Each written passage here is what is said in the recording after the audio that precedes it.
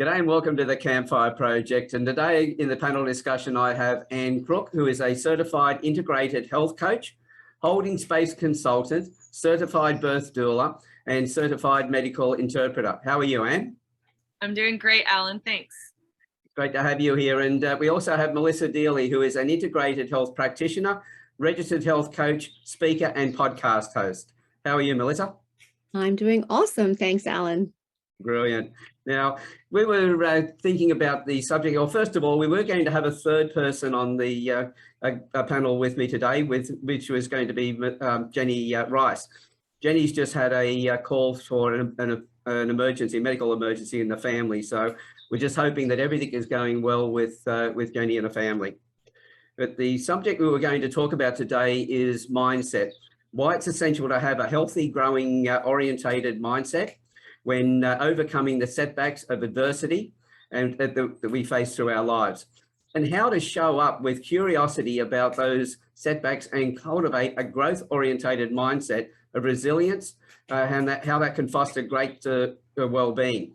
Also, how we can create post-traumatic growth, which is a new area of research. Now, I believe that's very much the case. And Anne, you're the one who suggested that we talk about that particular area. So could I ask you to open up the conversation for me? Absolutely, Alan. I love this topic, mindset. This is so important, and we can apply it in any area of life. Now, Melissa and I have a specialization in health because we focus on health and wellness, but you can apply this anywhere in life. So when I say healing mindset, I'm speaking of a growth-oriented mindset. So rather than facing adversity with the question of why me, coming from a victim sort of place, oh, woe is me, it's more coming from how did this happen, from curiosity, not judgment, and how can I use this as an opportunity to become better than ever because of it. So it's actually a message from the body or something happening in my life that something's out of balance, something has been maybe a blind spot that I need to look at more deeply. And then I can find the tools and the resources within myself and with my healing community around me to start thriving again, not just surviving from the event, but actually start thriving again. So. Excellent. And how, Melissa, what were your views on this area? I also love talking about this area, and there's actually a fabulous book by Carol Dweck called The Mindset, and it talks about exactly this, the growth mindset. And I can't even remember what she calls the other one, but it's like the limited mindset where you're not moving forward. And the difference in the people are that with the growth mindset, you have this belief that there's unlimited knowledge in the world and no one of us can possibly know it all, right? And so throughout our life, we can always be continuing to learn and to grow and working with others that are mentors to us, etc.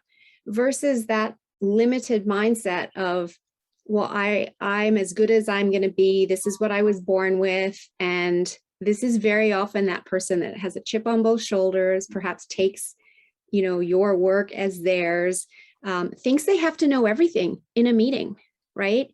And they're afraid to say, I don't know. Well, those words, I don't know, can be really powerful because when you admit, I don't know, you can also say, but let me find out, right? And then there's added learning for you and whoever else that you might be working with in that situation. I feel those words, I don't know, are very dangerous because they just shut everything down.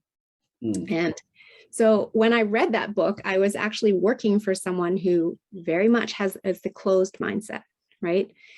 And I worked for her for 2 years and it was really, really hard. But having understood the difference between my previous boss of the growth mindset and this boss of the closed mindset, I could at least tolerate it for the time that it took until I was actually let go and paid out a package and then put onto my new journey here to be a health coach. But that having an understanding of this was just so helpful. And it has made me choose and realize that I never want to stop learning. I never want to stop growing, and I can't possibly know it all. And I'm absolutely okay with that. Exactly. As I say, the most important thing you'll ever learn is the next thing you learn after you think you know everything. There you go. You need that mindset because if you feel that you need to know everything, and there's so much knowledge out there, what they say, knowledge doubles every 5 years. So whatever is there today, in 5 years' time will be twice the volume. There's no way of knowing everything. But Exactly. why do you think it is that people hold themselves back with that? They think, well, somebody asks them a question, they don't know the answer, they get self-conscious about it, and they try and either fumble through it, make an excuse, or try and give an answer which is totally incorrect. Why do you think people do it? Ego. I think it's ego that drives them to want to be in the expert in the room in every single area. But if you go into the room going, well, I'm here, maybe you're teaching or maybe you're at a meeting, I'm here to share what I know. Then there's no pressure to share what you don't know, right? If you go in with that mindset. But I think it's ego. And sometimes that the pressure can be put on you from above. I think in a corporate structure, well, I hired you for this, so you have to know everything about it. And so then that's managing that relationship, right? But if that pressure isn't there, then it's just an internal ego of, I need to prove myself. But who are you proving yourself to? The audience or to yourself in that moment? That's the thing, isn't it? Whether it's to the audience or whether it's to yourself. I know that, at school we were taught subjects and we have to know all about that subject, but really we should be learning about how to learn and find answers to things, which means then we wouldn't have to know everything. So I think there's also the education that we get at school that conditions us for that mindset. And then that fear of being less than everybody else. But in business, one of the things they're telling everybody now is to find the best people you can to be around, because you're the average of the 5 closest friends that you have. They also say that you don't want to be the smartest person in the room. Exactly. But then we've got this mindset that we have to know everything. It's really contradictory. And I think it's the shift that's coming. So we're moving away from that mindset of you have to know everything into this place of not being the smartest person in the room and choosing who you're associating with, because that impacts your mindset. If you're associating with people that are, down on themselves and always whining and complaining, what does that do to your mindset and your energy, right? It brings you down. But if you're associating with people that support you and love you and cheer you on, what does that do for your mindset? Right. So I think we're in a state of transition. I don't know. What about you, Anne?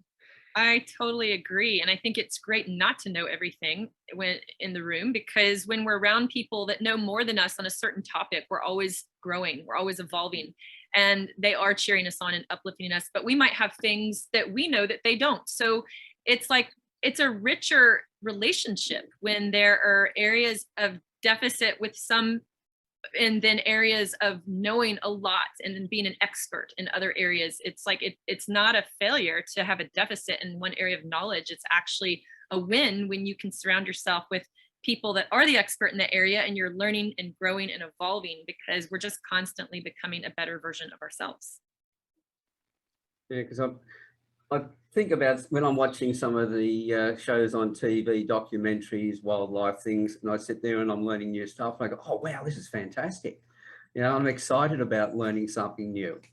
But when you're in a room with people and somebody's asking you questions, then it completely shifts, which is a really interesting way our mind actually works. So with the work that both of you do, how much, where do you see changes in the way that we actually look at the mind these days? Can you clarify when you say where do we see changes? Like, because we both specialize in health and wellness, do you mean like with people's health outcomes? Yeah, well, everything's connected, isn't it? So our thoughts are connected. Every thought we have creates a chemical reaction. Depending on the type of thoughts we have, depend on what chemicals are created. And yes, we can take medication for things, but we've got our thoughts going 24/7. And therefore those chemicals are being created from our brain and they have an effect on every organ of our body. And so that sort of looking into that side of it, the chemical reactions, etc., neuroscience, there's so many different areas when it comes to looking at the mind. But in your own particular areas, what shifts have you seen? Well, I've seen major shifts with people when they're facing a major diagnosis, for example, breast cancer or an autoimmune disease. These are major conditions that need a healing, growth-oriented mindset to be able to thrive. And you absolutely can thrive after any kind of major diagnosis, but you do have to get your mindset on board first. So, and like I was talking about before, in this case, it would be a message from your body that something's out of balance. And so paying attention to that message, and you don't even have to wait until it becomes a major diagnosis, because your body's going to whisper to you before it starts to scream. And so if you plug into those messages and you listen to them, and then you work with a functional medicine based practitioner, or somebody like an integrative health practitioner like Melissa, certified integrative health coach like myself, that look at it from a root cause approach. So it's not just, why am I having this symptom and masking it with a drug, but it's looking at, why did my physiology create that in the first place? And it's usually what we call multifactorial. There's not one root cause. There are multiple root causes based on your genes, your lifestyle, your stress levels, and even your nutrition that can actually turn on or off those genes. And so it really takes a very thorough assessment to figure out, what's going on in your physiology. But when you have the mindset of like, how am I going to learn from this and grow better than ever? That's going to catapult your progress and really, really propel your healing. I agree 100%. And just from a slightly different perspective, an interesting stat is that 1 minute of laughter boosts your immune system for 24 hours. But 1 minute of anger or fear weakens it for 4 hours. Well, 70% of your immune system is housed in your gut. And so just our emotions and what we're doing with them, squashing them down, etc., that can be negatively impacting the health of our gut and the health of our immune system. And as you rightly said, Alan, we're all interconnected, right? So it can start with that thought can lead to a feeling, an action, or whatever. And then what we're doing with that internally when we're squashing, that's putting stress on the body, that's causing imbalance in the gut when we do it over and over again, because we're killing off good bacteria and having too much bad bacteria. What does that do? What that imbalance in the gut can lead the gut to stop producing the feel-good neurotransmitters that we need. 95% of serotonin is made in our gut. If we then go to the doctor because we're not feeling good, very often they will prescribe an anti-anxiety medication or an antidepressant. But what I would much rather see is have them look at that root cause, like Anne was talking about, what's going on in the gut. And when you work with an integrative practitioner, they can run labs, they can look at what's going on inside your gut, and at the same time, start looking at that mindset. What are the voices in your head saying? We have like between 12,000 and 70,000 conversations with ourselves in a day. And if I were to ask you, if you talked to someone else the way you talk to yourself, would you have any friends? Reality is most people wouldn't, because we beat ourselves up until we become and choose to be conscious about the thoughts that we allow in. And it takes practice, but as you create that awareness and consciousness around it, you can change those thoughts. And those thoughts change your feelings. And those feelings don't need to be squashed. And you're putting yourself into a place of higher energy and better immunity. And then you're not triggering cells to turn on disease. I think that's a really valid point. That really struck home when you mentioned, then would you talk to other people the way you talk to yourself? And I think that's something that people stopped and thought about that. They go, ooh, I wouldn't do that. The question is, well, why do we do it to ourselves? It's when it comes to the integrated side, looking at all areas of your health, it's a little bit the way I look at charities, for instance.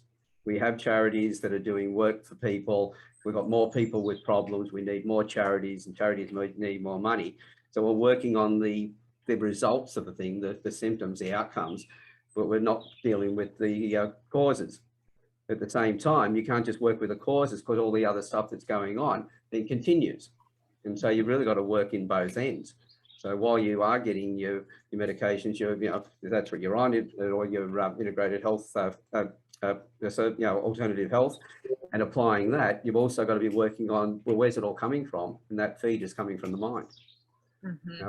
Right, because you can put so many medicines in, or even natural healing protocols, but if you don't actually address the root cause, then you're going to end up back where you were at some point, right? So you absolutely have to address all of it. And I'm not going to say that it's easy, but it's completely doable, right? And that's where working with a coach is really helpful, because then you're showing up to work with someone who's got your back, right? And that when we're in the mess ourselves, it's really hard to find our way out, because we're feeling alone, and, you know, maybe going to Dr. Google for whatever is going on, and there's too much information. You know, I had a client call me this morning in a complete panic over something, because she'd been reading on the internet all the things that can go wrong with a detox. And I'm like, but you're not doing those detoxes, you're doing my detox. So I'm just going to ask you to stop reading the internet and then breathe. And then she calmed down and she goes, you know what, you're right. I wasn't stressed before I started reading on the internet. So don't read. Seek the help of a professional that has your back and can guide you through this learning experience. And then there's so many incredible books out there. You know, start with the Carol Dweck book, The Mindset. It's an easy read, so many great stories, and looking at all aspects of life, looking at sports, looking at education, looking at the business world, etc. You know, I remember the story that she mentioned about John McEnroe as the closed mindset athlete versus one of the basketball players, Michael Jordan, I think. And so Michael Jordan, you've probably heard this story, but in high school, after school, he would try and shoot 100 consecutive baskets or something. And if he didn't, he would start all over at 1. So if he missed on number 98, he would go back to number 1, and he wouldn't go home until he'd shot his consecutive 100 baskets. And that happened after he got cut from like the grade 9 basketball team. And he went home and he was obviously disappointed. And his mom said, you just need to practice more, right? It wasn't, oh, poor you, and the coach mustn't be any good, and don't worry about it. You don't have to do anything. It was, you just have to practice more. And so he went out going, yeah, I can learn more. I can be better. The John McEnroes of the world, remember all of his temper tantrums on the tennis courts and throwing down the tennis racket? It was the court's fault. It was the weather's fault. It was the judge's fault. It was everybody else's fault. And that's what happens when we're in that closed mindset. And it's hard to see out of it. But if you're willing to just take a little bit of a look inside and go, what am I doing here? Am I blaming? Or am I willing to grow? And if you're willing to grow, then reach out for that person that can guide you and get you on track. The choice became logical to me when very long time ago, when I looked at it and I thought, right, if it's everybody else's fault, then I've got to wait for everybody else to make the changes. And if I'm in the situation I'm in, they don't care. So they don't even know about it. They're not even thinking about it. So if I've got the control over it, if I'm the one responsible for it and responsible for my life, then I can change it. So it was first of all taking that attitude to feel some empowerment. And then from there, it was okay, I don't have all the answers myself. Who do I talk to? Who do I get to help me with that? And it's, as you said, that's where the coaches come in. It's absolutely necessary to have others around us. As you said, we don't know everything. We don't have to know everything. And one of the things that we always teach people when they come out of school, we say, you don't have to know it, but you need to know where to find it. And that can be, somebody who's going to help and guide you through it. Absolutely, because coaches are connected to other coaches as well. So even if it's not their niche, they can refer you to somebody else. And even coaches have coaches. Like I had a business coach last year that ended in June. I just hired another business coach for the next year because I realized in the middle that I had all these ideas buzzing around in my head, but no guidance. And I just realized I do better with a coach in business. I've been in the corporate world, but being an entrepreneur is completely different, right? I've got all these hats to wear. I know my health coaching stuff, but I need help over here. So I have a coach to help me progress my business more quickly and then be able to help more people.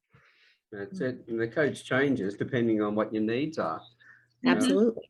I'm going to my 70th year or I am in my 70th year, and it's a case of, I've still got coaches, always will have coaches, because whatever I take on new that I don't know, I can struggle and try and learn it and waste a lot of time, or I can find somebody else who's been through that and guide me through it. This is why I think it's important when people find coaches is to ask the coaches, well, tell us your story. Tell us what you went through it. So to show us how you're going to show me what you did to change your situation, how you're going to do that with me. What's the steps here? And in that way, I then have trust in that person. I can hand it over to them, because how many times have people, you know, with work or any other thing, they've been told something, they think this is great, they go home and the person over the back fence tells them, oh, that's no good, it won't work. It's the same as what you were saying about reading things on the internet. Who wrote the stuff that's on the internet? Where's their expertise? Where's their background? Exactly. And you've got a professional here next to you who can show you the proof of the work that they've been doing, the people they've helped, the reviews from those people, all the positive stuff there, that we believe somebody who knows nothing about, who's got no credentials that we can see, and we believe them over the others. So it comes back to, it's got to come back to our mindset. Why do we want to hold ourselves back? Yeah. And I just want to say that, to your point about the man over the back fence telling you, you can't do that. I had that exact conversation with my niece yesterday. It was her 12th birthday. And I gave her a card and it came with a little band that said, believe. And I said to her, you're going to do great things in this world one day. And don't let anybody ever tell you that you cannot. And I explained to her that people will try to tell her she can't do it, but that is not a reflection on her ability to do it. It is a reflection on their belief about themselves coming out as verbal diarrhea. That's it. And that's a lesson that I only learned, you know, in the last 6 years coming into the holistic side of wellness. And it's such an important lesson. And so I really wanted to pass it on to my 12-year-old niece to hear now. And that affects your mindset as well, right? If you have people telling you you can't all the time and you don't as a result, where's your mindset at? Versus, I hear that you said I can't, but I'm going to do it anyway. Yeah.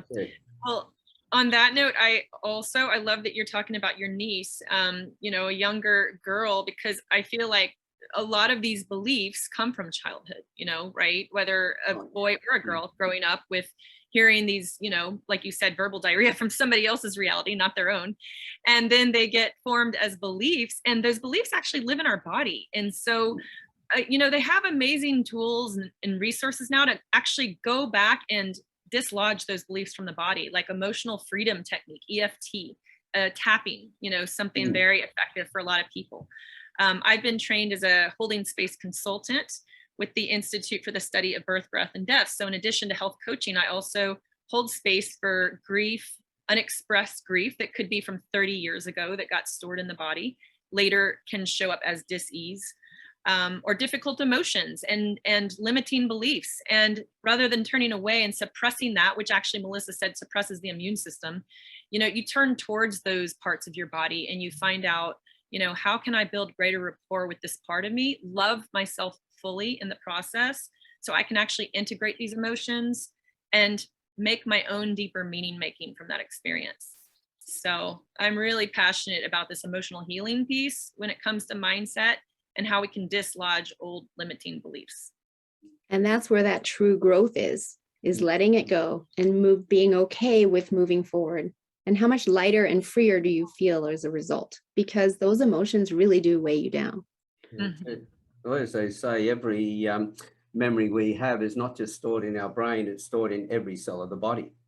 And with that, that's also then passed down to our children when we conceive them as well. All those memories we've had up to that point are passed down as well. So we're carrying that around, and no wonder we have particular issues in our body, like things like anger are going to get to your liver, you know, things like resentment go to your kidneys. And if you've got, you know, self-esteem issues, there's bound to be some skin problems as well. Everything's connected in that. So if it's in every cell of the body, changing the way in which you're thinking is really important. But as you were saying, Anne, very much in the early years of our life, that imprinting is put in. So we've got this program that's been running. And as we get older in years, you know, decades later, that program has still been running all the way through. So to get somebody to say, okay, I'm going to change the way I'm thinking. Well, you can't change the way you're thinking while you're thinking about what you're thinking about. You've got to go through your emotions. And as a massage therapist many years ago, working with terminally ill patients, I'd be talking about, you know, the way they were thinking and everything else, and ask them, well, how are you feeling about that? And they go, I'm feeling this way. And so, well, tell me about how you prefer to feel. And when they're talking about how they prefer to feel, I'll be asking them what they'd be doing and everything else. And now the thoughts are aligned to the feelings, because whatever we feel inside, we express outwardly. Whatever we're thinking, we're going to show it. So with that, they're changing their thinking without working on their old thinking. And that some of them were changing their conditions. That's where it really amazed me, the power of the mind over everything else. Yes. Then you get the other things like your diet and everything else right. But you got to get your mind on track first. I fully agree. And I'm actually eternally grateful looking back, because I remember a day when I was 6 or 7 years old, and I can even see me standing on our back deck talking to my mom. And I think my brother was climbing a tree, and I'd said, oh, I can't climb the tree because I'm a girl, or something like that. So who knows where that came from? But right then and there, my mother corrected me and said, no, you're lucky. In this generation, you can grow up to do anything you want. And I took that on. And I never once again thought I couldn't do something because I was a girl. And so, as I said, I'm eternally grateful for that, because I still remember that. I do remember at about age 9 at one point saying I wanted to be a princess. And she corrected me on that. Not that I couldn't be a princess, but she said, you might want to think twice, because princesses have all their mail read. Nothing is personal. So I kind of went, oh, maybe I don't want to be a princess.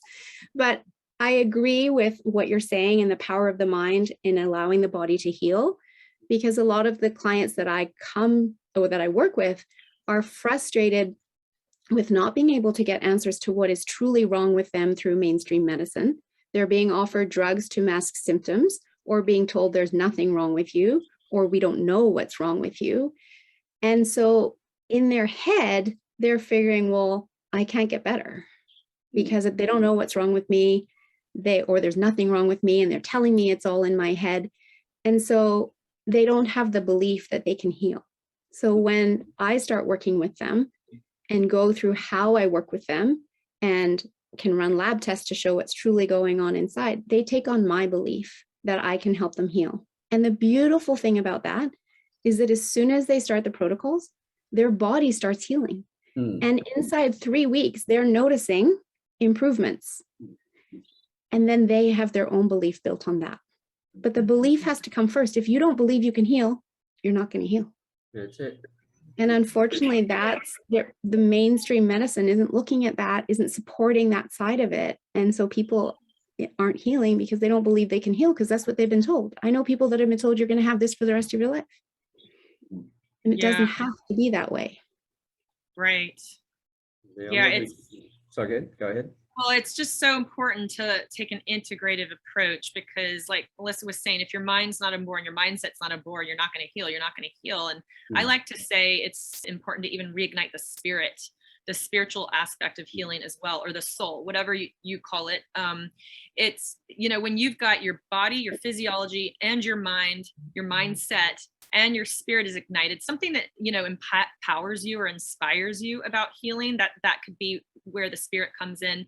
When all of that's coherent, working synergistically, that's when real healing and transformation can happen. And they call it a miracle. Well, it's not really a miracle. It's that everything's coherent, everything's lined up for the healing and the transformation to happen. So think of all the stories of, the work of Joe Dispenza, right? Being told you can never walk again. I know a woman in Vancouver area near me, she's launching a book soon called From Wheels to Heels. She had an accident. She was paralyzed and told she would never walk again. She wouldn't take on that diagnosis. She refused to accept it. And guess what? She's back in heels.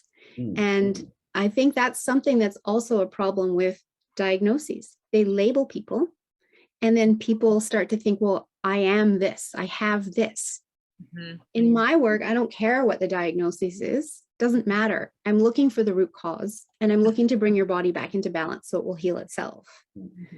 And so sometimes those, people are looking for a diagnosis so they know, what's wrong so they can fix it.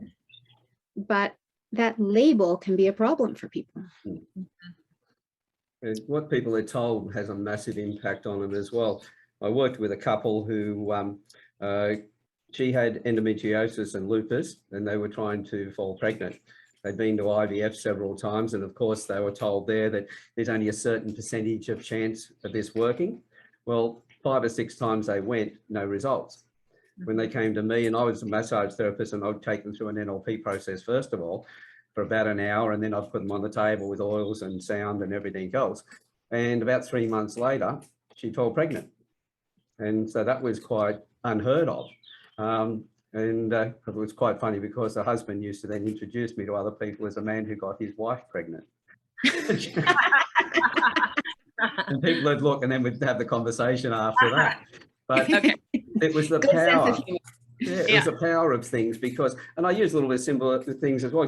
I'd said, something you've noticed, like you said, I've seen all these cars with ASP as the number plate, the beginning of the number plate. And they must have been just put out through the registry at that time, and a lot of cars had it. And I said, ASP. I said, that's a little bit like a snake.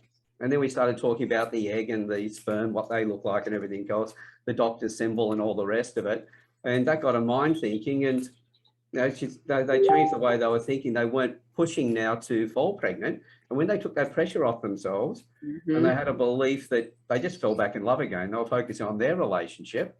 So their thoughts had changed. They were no longer all this depressing thoughts about, I can't fall pregnant, how are we going to do this?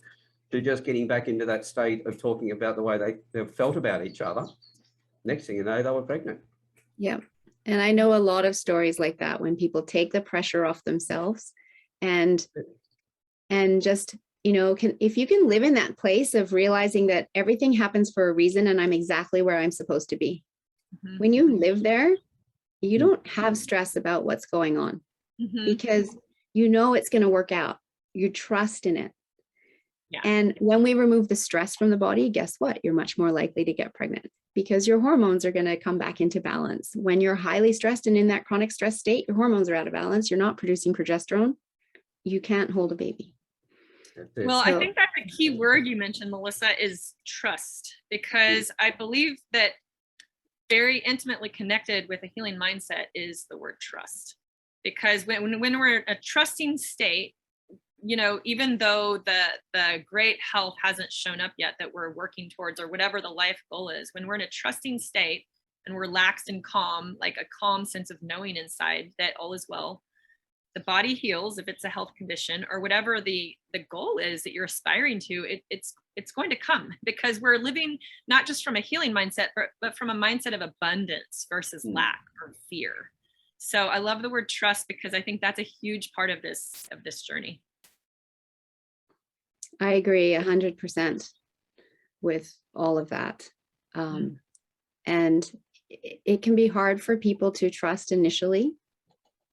But again, if you have that growth mindset and you're open to the idea of it, and you are working with someone that can guide you through so that you're trusting in someone who knows what they're doing, then everything does work out, because the reality is everything is happening for a reason, and we're always exactly where we're supposed to be. Exactly. The words we're using, as you say, I don't want to be this, or I don't want to be that. It's an away from motivation, and we're still concentrating on that, so we get more of what we focus on. But when we look at, well, what do I want? It's like, as I was saying, when I worked with those people, and they talked about how they really wanted to feel. And I said, well, describe it, how you felt like that before. So it's hard to say to anybody, well, I want to feel this way if you've never experienced it in your life. So they're now talking about something they've experienced. They're talking about what they've liked and when they've done it, who they were with. And this is why I used all their 5 senses and go, what? Tell us about who you were seeing, what you were hearing, what were you feeling, what were you tasting, what were you smelling? If they said, well, I love walking down the beach, I go, well, tell me about that. Where's the sun coming from? What are you hearing? What can you smell? And they just link their feelings with their thoughts. And that immediately changed their thought process, which automatically changes the chemicals. Yeah, and exactly. As they build that, as I say to people, build that light at the end of the tunnel where you want to go so big and focus on that. As I say, it's hard to remember that your initial goal was to drain the swamp when you got alligators biting at your backside. So if you focus on the goal, the alligators generally turn into tadpoles because they're not as big as they were. Your goal's bigger than that. And what you focus on, you get more of. So the vision, it's actually, the vision is pulling you forward versus looking from your past and identifying with that's who I am. It's more of like creating a vision of what you aspire to be and feel like, you know, I want to feel good in my body every day. And, you know, and so you have this vision, and then you get a coach or you get a practitioner, somebody that can help hold that vision with and for you. And then that starts to pull you forward, and that starts to have greater power than your past. But I love how Melissa and both of you all mentioned how important it is to work with somebody, because, you know, when you're in a place of overwhelm and you're feeling like crap, it's very hard to actually just get into a mindset of abundance, right? And so sometimes when somebody else can hold that for you, and then you can actually grow into that where it actually becomes your own feeling, you know. But it's so important to reach out for support and not beat up on yourself if you don't have that mindset of abundance and growth. You know, if you're not feeling it, that's okay. We all get stuck. But the first step and the most powerful step is to reach out for support when you're in that place. That's it. Because if you just I agree with. Go ahead. Sorry, I was just going to say, I completely agree with creating the vision, because you actually first have to have the thought that creates the feelings, that triggers the actions, right? So you can't be who you want to be down the road without really envisioning it. So that you are creating those feelings, and that has you take action. And when your why is bigger than your fear, you become absolutely fearless, and you can step right into that. You know, it's going to still take some time, but you can be on that path. And something else with that too is that ultimately everything is a choice.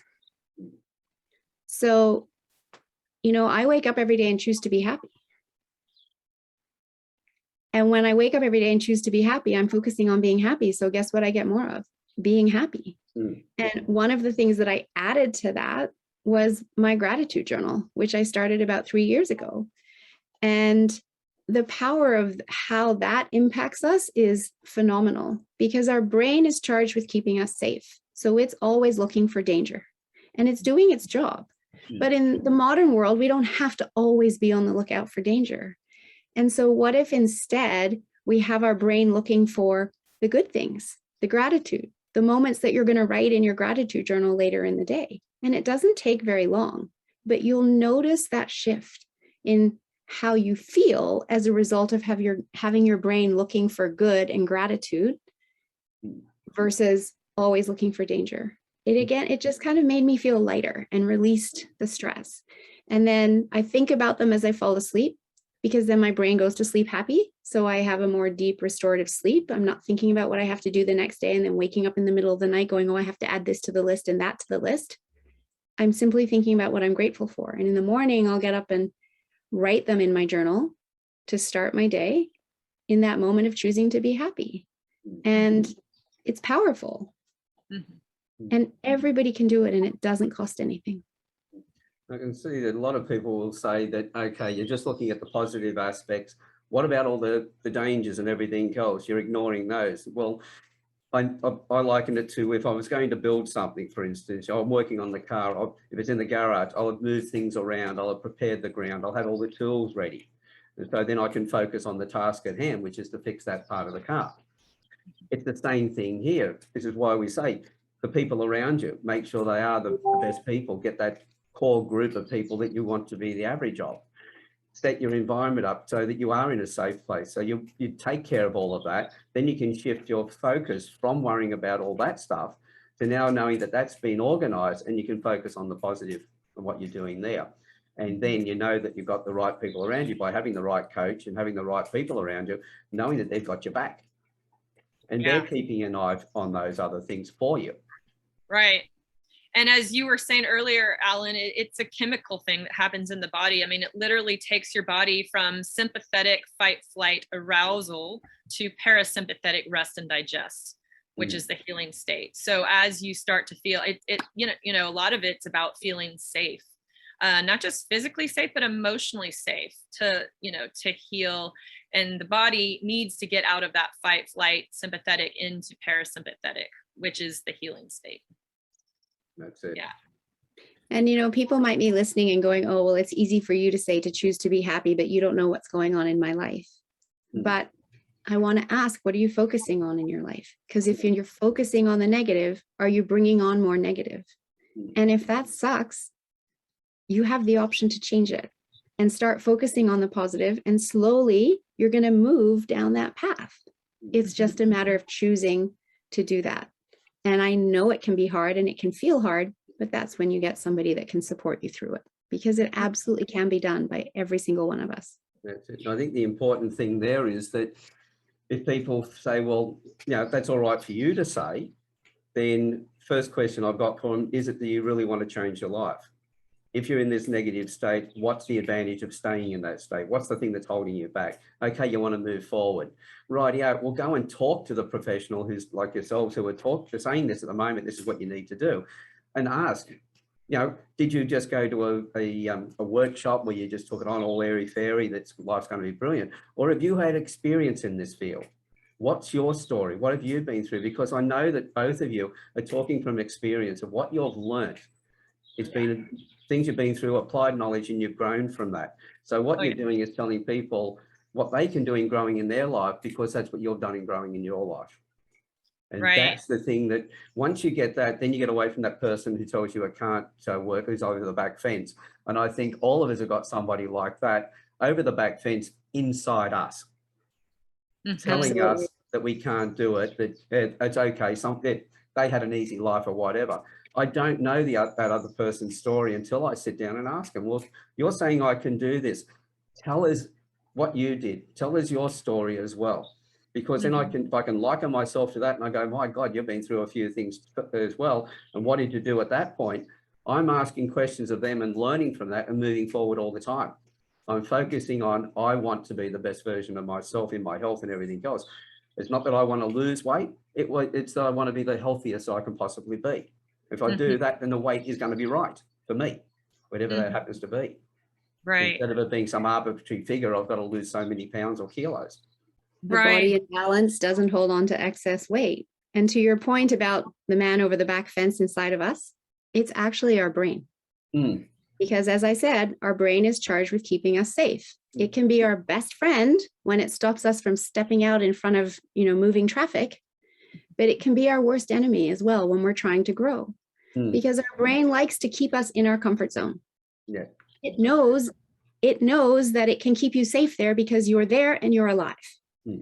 And when you start to do things differently, it knows that, it sees that. It could be changing your diet because you're trying to be more healthy. It could be starting, a new exercise regimen. It could be anything that you're starting new. Your brain notices it.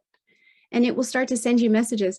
Hey, you may not want to do that. Getting up this early to go to the gym, I'm kind of tired. I think you should stay in bed. Or you don't even know what you're doing with this new diet. These recipes are hard. Maybe you should just go back to what you were doing before. I mean, everybody's heard those voices in our head, but it's the person that recognizes that we don't have to let our brain control us. We actually need to be in control of our brain and talk back to our brain. And it is absolutely okay to do that. Yeah.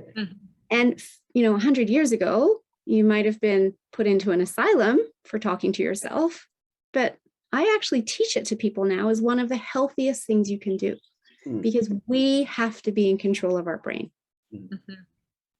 It's a case of being able to say, look, thank you. You've looked after me all this way through, but this particular situation, I've got it. I'm okay with this.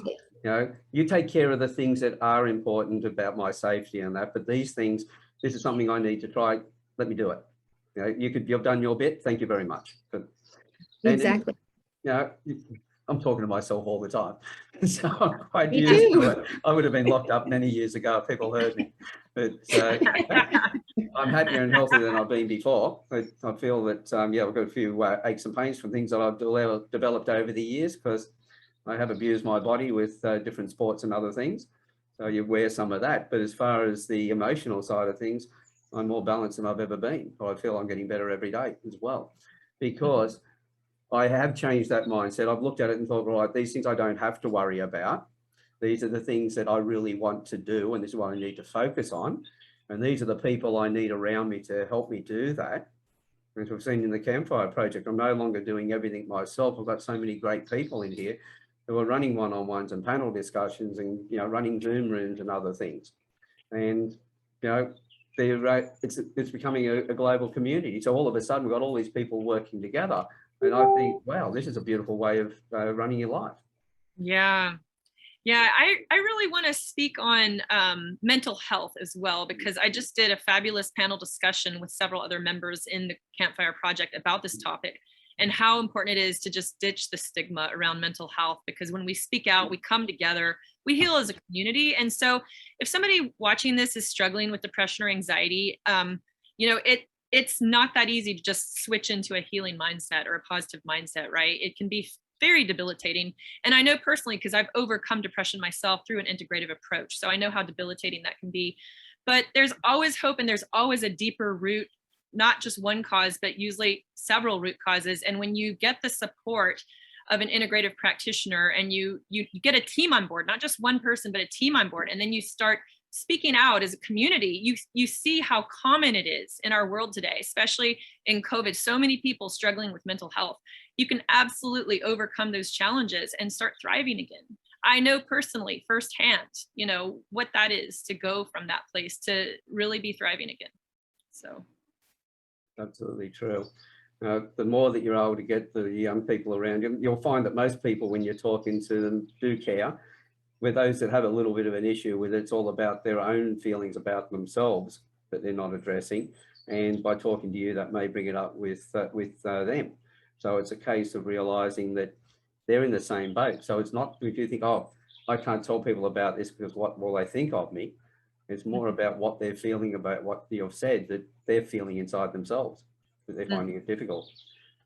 And we're finding that people who are working through things, we're having the right people around them, now want to help other people work through their things as well. And that's the thing, is just find the right people.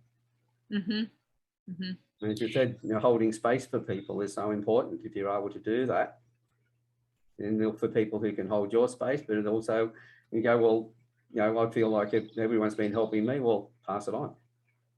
Yeah, exactly. Pay it forward. And I love what you're doing, Alan, with the Campfire Project, just building this global platform of a safe community where people can come together all over the world and talk about, you know, what are the things challenging us right now as humanity, and how can we build a community so we can actually talk about these things around the campfire. I love the campfire. And just talk about it and find common solutions. So, you know, we can live in a global community. That's it. Yeah.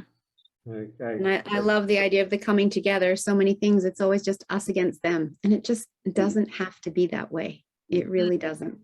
And again, if that comes from an open mindset to, you know, understand all sides of what's going on, then we have that growth for both sides and we can connect. And it doesn't have to be polarizing. So in wrapping this up, would each of you have you know, something that in particular you'd like to leave everybody to think about? Anne, would you have something there? Well, if you are struggling with your health, and especially with mental health, there is always hope, and there is always a deeper root cause of why your body is sending you a message. And so when you come at that situation from a voice of curiosity versus judgment, that's a very first powerful step forward. It's getting curious. You know, why is my body creating this dis-ease? I like to call it dis-ease because it's not being in ease and flow with life. And so how can I get the tools and knowledge and the support to empower myself so I not only get through this difficult experience I'm having, but I can actually come out on the other side better than ever because of it. And then I can go pay it forward and inspire other people. That is our collective humanity, you know, that is coming together for a greater purpose, as I call it. And I love the fact that we have this ability with technology now to have these discussions all over the world. It doesn't matter where you live. We all have different perspectives we bring to the campfire, and we can all learn from that. So. Excellent. Thank you. Melissa. My message is simply that it isn't going to happen tomorrow. But if you start today, at least it happens versus it doesn't happen at all. So it's just get started, take the first baby step. And that first baby step will lead to the next baby step and the next baby step as you start to learn how to talk back to your brain, how to allow your feelings to move through and be released, how to laugh and boost the health of your immune system, et cetera, et cetera, et cetera. And, you know, when you try to do it alone, it can feel really hard. So don't. Get started, reach out, and 3 months from now, you could be an entirely different person. Absolutely.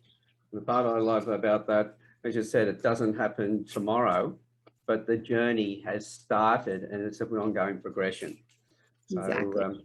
the moment you start, things are happening from that point on. The moment you change your thoughts, chemicals change, the process has started. How Exactly. fast it happens, well, that's in your control, nobody else's. And it will be different for everyone. And enjoy the journey while you're on it, because it's not just about that. I know that's cliche and, you know, it's not the destination, it's the journey, but it really is. Like, life is happening on the journey. So enjoy it, because you're going to have little wins, which turn into huge wins. And so, you know, notice all the blessings that are showing up on that healing journey, whatever it looks like for you. And is the journey ever really done? It isn't if you have a growth mindset. That's it. That part that you set in place may get to that point, but that will then, leading up, that will stimulate something else. So there's a new goal, a new process. So when we look at it later on, we can't see all those little spots. We can just see the whole journey. And we go, my God, did I travel that far? Yeah. And yes, you absolutely did. Exactly. Okay. Well, Anne and Melissa, thanks very much for being here today and for sharing your knowledge with everybody. Thanks for having us. It's been my pleasure. It's been my pleasure too. And hope everyone got a lot out of this.